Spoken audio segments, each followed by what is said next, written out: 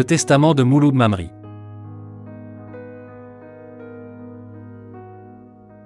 Quand je regarde en arrière, je n'ai nul regret, je n'aurais pas voulu vivre autrement. De toute façon, un fantasme n'est jamais que cela.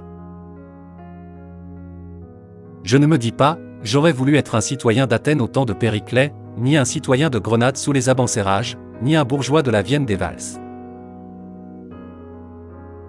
Je suis né dans un canton écarté de haute montagne, d'une vieille race qui, depuis des millénaires n'a pas cessé d'être là, avec les uns, avec les autres.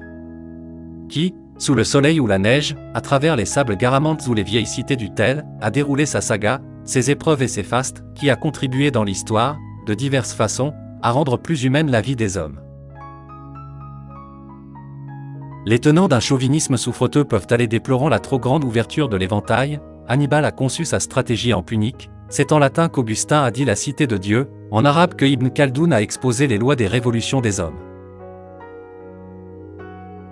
Personnellement, il me plaît de constater dès le début de l'histoire cette ample faculté d'accueil.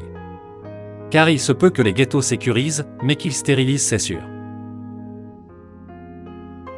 C'est par là que je voudrais finir. Ceux qui, pour quitter la scène, attendent toujours d'avoir récité la dernière réplique à mon avis se trompent. Il n'y a jamais de dernière réplique, ou alors chaque réplique est la dernière. On peut arrêter la noria à peu près à n'importe quel godet, le bal à n'importe quelle figure de la danse. Le nombre de jours qu'il me reste à vivre, Dieu seul le sait. Mais quel que soit le point de la course où le terme m'atteindra, je partirai avec la certitude chevillée que quels que soient les obstacles que l'histoire lui apportera, c'est dans le sens de sa libération que mon peuple ira.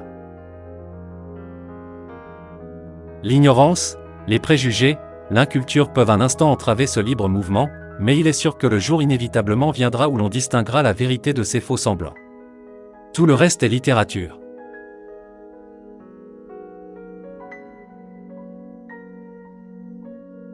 Mouloud Mamri.